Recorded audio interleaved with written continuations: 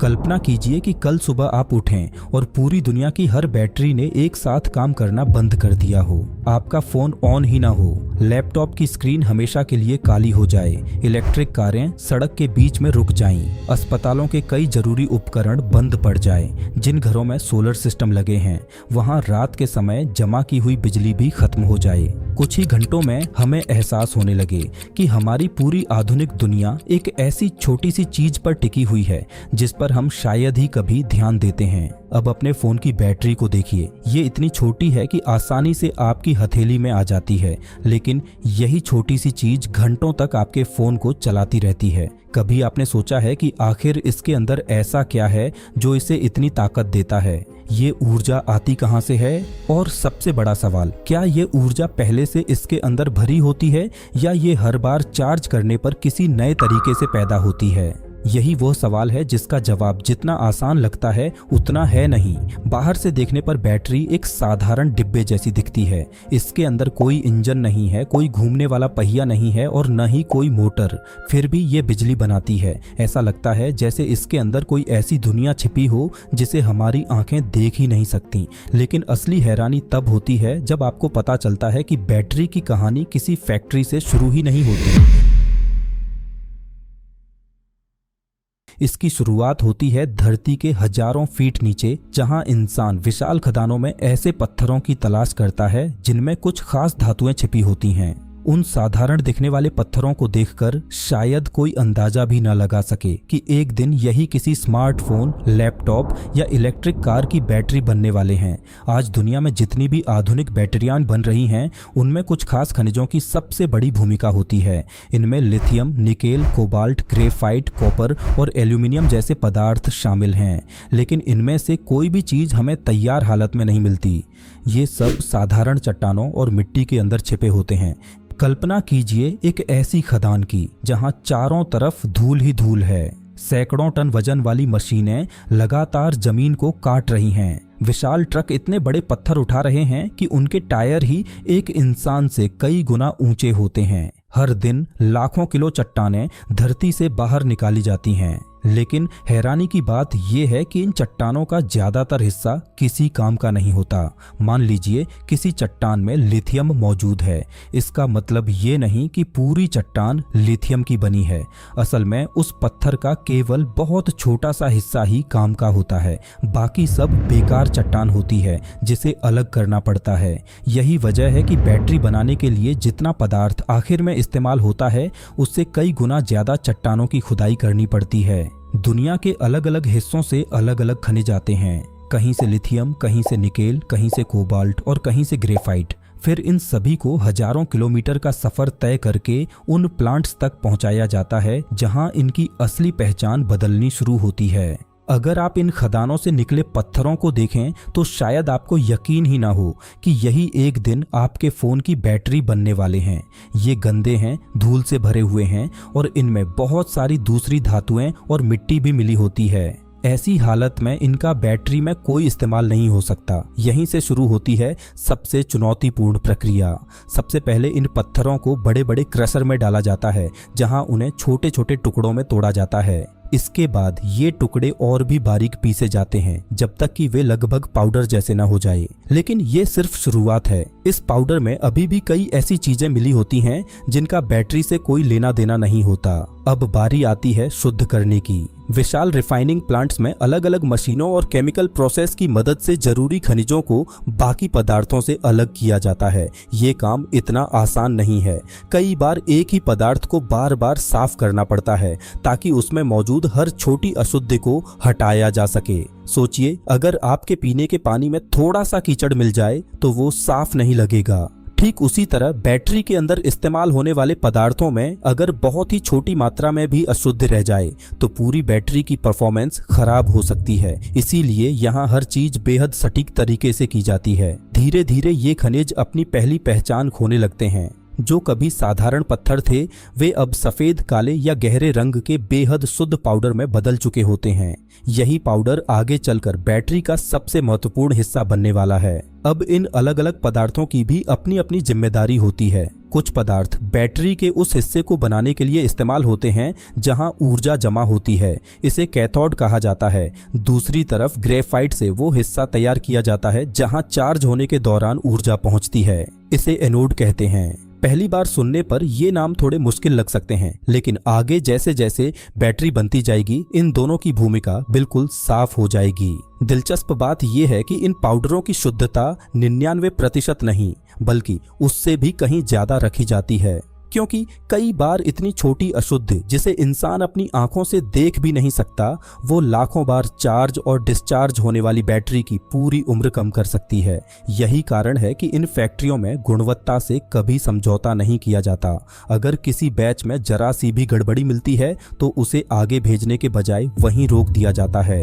अब तक हमारे पास बैटरी बनाने के लिए सबसे शुद्ध पदार्थ तैयार हो चुके हैं, लेकिन इन्हें देखकर अभी भी कोई नहीं कह सकता कि कुछ ही घंटों बाद यही एक पूरी बैटरी का रूप ले लेंगे। अब इन पाउडरों को एक बड़े स्टील के मिक्सर में डाला जाता है, लेकिन सिर्फ पाउडर डाल देने से काम नहीं चलता। इनमें कुछ खास केमिकल और एक तरल पदार्थ मिलाया जाता है जिससे एक गाढ़ा पेस्ट तैयार होता है। इसकी बनावट कुछ हद तक पेंट जैसी होती है।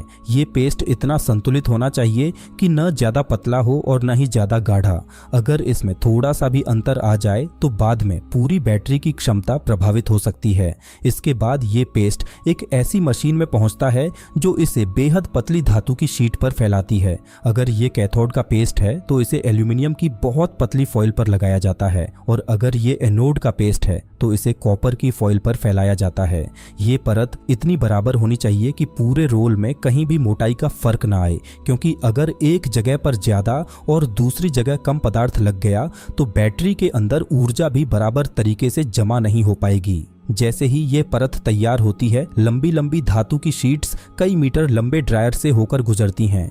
यहाँ तेज गर्म हवा की मदद से पूरा तरल हिस्सा सुखा दिया जाता है। बाहर निकलते समय यह शीट अब पहले से बिल्कुल अलग दिखती है। उस पर लगा पदार्थ मजबूती से चिपक चुका होता है, लेकिन अभी भी काम पूरा नहीं हुआ।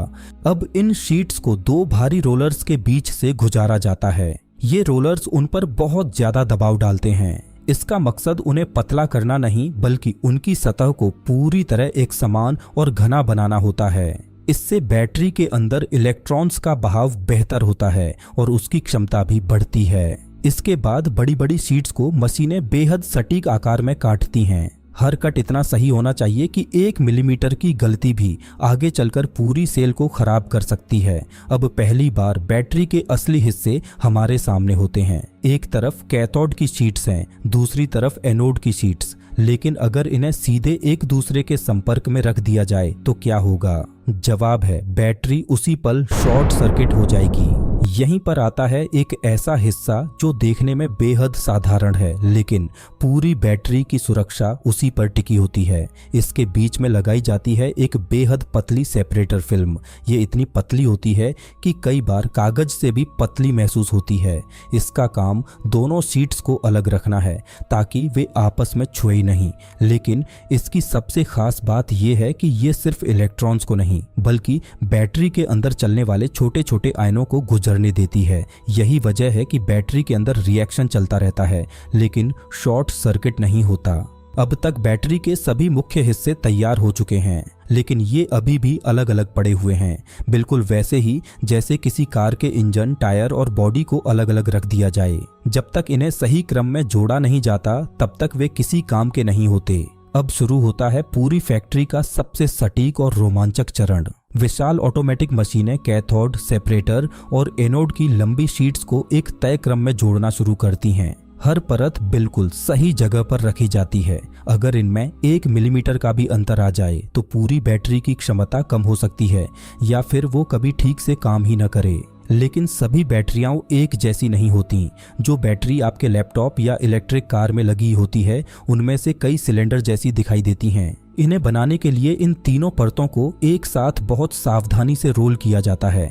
धीरे धीरे ये एक टाइट रोल का रूप ले लेती हैं, जिसे देखकर ऐसा लगता है जैसे किसी ने बहुत पतला कागज गोल गोल लपेट दिया हो। दूसरी तरफ कुछ बैटरियां ऐसी होती हैं जो बिल्कुल छपटी होती हैं, जैसे आपके स्मार्टफोन में लगी बैटरी। इनमें परतों को रोल करने के बजाय एक के ऊपर एक रखा जाता है। इस तरीके से कम जगह में ज्यादा ऊर्जा जमा की जा सकती है। यानी बाहर से बैटरियों का आकार भले ही अलग दिखे, लेकिन उनके अंदर काम करने का मूल सिद्धांत लगभग एक जैसा होता है। अब यह तैयार संरचना उसके बाहरी खोल में रखी जाती है।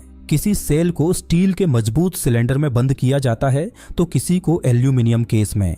कुछ बैटरियां एक खास लचीले पैकेट के अंदर सील की जाती हैं, जिसे पाउच सेल कहा जाता है। लेकिन अभी भी एक बहुत जरूरी चीज की कमी है। अगर इस समय आप इस सेल को किसी फोन से जोड़ दें तो कुछ भी नहीं होगा, क्योंकि इसके अंदर अभी वह माध्यम मौजूद ही नहीं है जिसके बिना बैटरी के अंदर कोई केमिकल रिएक्शन हो ही नहीं सकता। अब आती है इलेक्ट्रोलाइट की बारी। इलेक्ट्रोलाइट एक खास तरह का तरल पदार्थ होता है। इसे बहुत नियंत्रित वातावरण में सेल के अंदर भरा जाता है। ये कोई साधारण लिक्विड नहीं होता। यही वह माध्यम है जिसके सहारे लिथियम आयन बैटरी के एक हिस्से से दूसरे हिस्से तक यात्रा करते हैं। अगर इलेक्ट्रोलाइट न हो तो बैटरी के अंदर मौजूद सारे पदार्थ बिल्कुल बेकार हो जाए। इलेक्ट्रोलाइट भरने के बाद सेल को अक्सर वैक्यूम मशीनों में रखा जाता है। इसका उद्देश्य अंदर फंसी हुई हवा के छोटे से छोटे बुलबुले को भी निकालना होता है। अगर हवा अंदर रह जाए तो बाद में बैटरी की परफॉर्मेंस और सुरक्षा दोनों प्रभावित हो सकती हैं। अब मशीनें इस सेल को पूरी तरह सील कर देती हैं। फैक्ट्री में तैयार हुआ ये सेल देखने में पूरी तरह तैयार लगता है, लेकिन सच ये है कि अभी ये सिर्फ एक खाली शरीर है। इसके अंदर सभी हिस्से मौजूद हैं, लेकिन उन्होंने अभी तक एक साथ काम करना शुरू नहीं किया है। अब इस सेल को हजारों दूसरी बैटरियों के साथ बड़े बड़े रैक में रखा जाता है। पहली नजर में ये किसी साधारण गोदाम जैसा दिखाई देता है, लेकिन यहाँ होने वाली प्रक्रिया ही तय करती है कि कौन सी बैटरी सालों तक चलेगी और कौन सी शुरुआत में ही फेल हो जाएगी। अब हर सेल को पहली बार बहुत धीरे धीरे चार्ज किया जाता है। ये कोई सामान्य चार्जिंग नहीं होती जैसी आप अपने फोन के साथ करते हैं। यहाँ कंप्यूटर हर सेकंड वोल्टेज, करंट और तापमान पर नजर रखते हैं। अगर किसी भी सेल में जरा सा भी असामान्य व्यवहार दिखाई देता है तो उसे तुरंत बाकी बैटरियों से अलग कर दिया जाता है। यही प्रक्रिया फॉर्मेशन कहलाती है। इसी दौरान बैटरी के अंदर पहली बार असली केमिकल रिएक्शन शुरू होते हैं। लिथियम आयन पहली बार एनोड और कैथोड के बीच यात्रा करते हैं। इसी सफर के दौरान एनोड की सतह पर एक बेहद पतली सुरक्षा परत बनती है। ये परत इंसानी आंखों से दिखाई भी नहीं देती, लेकिन बैटरी की पूरी उम्र काफी हद तक इसी पर निर्भर करती है। अगर ये परत सही तरीके से बन जाए तो बैटरी लंबे समय तक अच्छी परफॉर्मेंस देती है, लेकिन अगर इसमें शुरुआत में ही कोई गड़बड़ी रह जाए तो वही बैटरी कुछ महीनों बाद जल्दी डिस्चार्ज होने लग सकती है या उसकी क्षमता धीरे धीरे कम होने लगती है। यही कारण है कि ये प्रक्रिया कई घंटों में नहीं बल्कि कई बार कई दिनों तक चलती है। चार्जिंग पूरी होने के बाद काम खत्म नहीं होता। अब हर एक सेल की अलग अलग जांच की जाती है। उसकी क्षमता मापी जाती है। देखा जाता है कि वो कितनी ऊर्जा अपने अंदर जमा कर सकता है। फिर ये जांचा जाता है कि कहीं वो बिना इस्तेमाल किए धीरे धीरे चार्ज तो नहीं खो रहा। उसका आंतरिक प्रतिरोध भी मापा जाता है, क्योंकि यही तय करता है कि बैटरी कितनी तेजी से ऊर्जा दे पाएगी। हैरानी की बात यह है कि एक ही मशीन, एक ही फैक्ट्री और एक ही समय में बनी दो बैटरियां भी बिल्कुल एक जैसी नहीं होती। इसीलिए फैक्ट्री हर सेल का अपना रिकॉर्ड बनाती है। जिन बैटरियों की क्षमता लगभग बराबर होती है उन्हें एक ही समूह में रखा जाता है। यही वजह है कि इलेक्ट्रिक कारों के बैटरी पैक में ऐसी सेल्स लगाई जाती हैं जो एक दूसरे से लगभग समान व्यवहार करती हैं। जो बैटरियां सभी परीक्षणों में सफल हो जाती हैं वही आगे पैकिंग के लिए भेजी जाती हैं, लेकिन जो एक भी परीक्षण में असफल हो जाए उसे बाजार में भेजने का जोखिम नहीं लिया जाता। फिर भी एक सवाल आज भी लोगों के मन में रहता है, अगर हर बैटरी इतनी बारीकी से टेस्ट की जाती है, अगर हर सेल पर कंप्यूटर नजर रखते हैं और अगर खराब बैटरियों को पहले ही हटा दिया जाता है, तो फिर कभी कभी किसी फोन, लैपटॉप या इलेक्ट्रिक कार की बैटरी में आग क्यों लग जाती है? इसका जवाब बैटरी के अंदर छिपा है। याद कीजिए, बैटरी के अंदर दो हिस्से होते हैं, कैथोड और एनोड। इनके बीच एक बहुत पतली सेपरेटर फिल्म लगी होती है। जब तक ये फिल्म अपना काम सही तरीके से करती रहती है तब तक सब कुछ सुरक्षित रहता है, लेकिन अगर किसी कारण से ये परत फट जाए या खराब हो जाए तो दोनों हिस्से सीधे एक दूसरे को छू सकते हैं। जैसे ही ऐसा होता है, बैटरी के अंदर शॉर्ट सर्किट हो जाता है। कुछ ही सेकंड में तापमान तेजी से बढ़ने लगता है। गर्मी बढ़ने से अंदर होने वाले केमिकल रिएक्शन और तेज हो जाते हैं, फिर वे और ज्यादा गर्मी पैदा करते हैं। ये एक ऐसा चक्र बन जाता है जो खुद ही खुद को और तेज करता जाता है। इसे वैज्ञानिक थर्मल रनावे कहते हैं। अगर समय रहते इसे रोका न जाए तो बैटरी के अंदर का तापमान सैकड़ों डिग्री तक पहुंच सकता है। इसी वजह से कुछ मामलों में धुआं निकलता है, आग लग जाती है, या बहुत दुर्लभ मामलों में बैटरी फट भी सकती है। लेकिन अच्छी बात यह है कि आधुनिक बैटरियां सिर्फ एक सुरक्षा पर निर्भर नहीं रहती, उनके अंदर कई परतों वाली सुरक्षा बनाई जाती है। उदाहरण के लिए, अगर बैटरी का तापमान जरूरत से ज्यादा बढ़ने लगे तो कुछ बैटरियों के अंदर ऐसे हिस्से होते हैं जो अपने आप करंट का प्रवाह रोक देते हैं। कई सेल्स में दबाव बढ़ने पर गैस को सुरक्षित तरीके से बाहर निकालने के लिए एक विशेष वेंट दिया जाता है ताकि सेल फटने की नौबत न आए। लेकिन सबसे महत्वपूर्ण सुरक्षा बैटरी के बाहर होती है। इसे बैटरी मैनेजमेंट सिस्टम यानी BMS कहा जाता है। अगर आप इलेक्ट्रिक कार की बैटरी खोलकर देखें तो आपको सिर्फ सेल्स ही नहीं मिलेंगी, उनके साथ एक पूरा इलेक्ट्रॉनिक सिस्टम भी होगा जो हर समय हर सेल पर नजर रखता है। ये लगातार देखता रहता है कि किसी सेल का वोल्टेज ज्यादा तो नहीं हो गया, कहीं तापमान बढ़ तो नहीं रहा, कहीं चार्ज जरूरत से ज्यादा तो नहीं हो रहा और कहीं डिस्चार्ज बहुत तेजी से तो नहीं हो रहा। अगर उसे जरा सी भी गड़बड़ी महसूस होती है तो वो तुरंत चार्जिंग रोक सकता है या पूरे बैटरी पैक को बंद कर सकता है। यानी कई बार हमें लगता है कि फोन ने चार्जिंग अपने आप बंद कर दी, लेकिन असल में ये फैसला बैटरी की सुरक्षा के लिए लिया गया होता है। यही वजह है कि अच्छी गुणवत्ता वाली बैटरियां लाखों बार इस्तेमाल होने के बाद भी सुरक्षित रहती हैं, जबकि बहुत सस्ती और खराब गुणवत्ता वाली बैटरियों में जोखिम कहीं ज्यादा होता है। अगर निर्माण के दौरान छोटी सी गलती रह जाए, घटिया सामग्री का इस्तेमाल किया जाए या सुरक्षा सिस्टम को नजरअंदाज कर दिया जाए तो भविष्य में वही छोटी गलती एक बड़ी दुर्घटना का कारण बन सकती है। लेकिन अब वैज्ञानिक सिर्फ सुरक्षित बैटरियां बनाने पर ही काम नहीं कर रहे, वे ऐसी नई पीढ़ी की बैटरियां बनाने की कोशिश कर रहे हैं जो पहले से ज्यादा ऊर्जा स्टोर करें, कुछ ही मिनटों में चार्ज हो जाए, कई सालों तक चलें और जिनमें आग लगने का खतरा भी बेहद कम हो। अगर ये तकनीक सफल हो गई तो आने वाले वर्षों में हमारी दुनिया एक बार फिर बदल सकती है। अगर आपको इस वीडियो में कुछ नया सीखने को मिला तो वीडियो को लाइक जरूर करें और ऐसी ही शानदार डॉक्यूमेंट्री देखने के लिए चैनल को सब्सक्राइब करना मत भूलिए।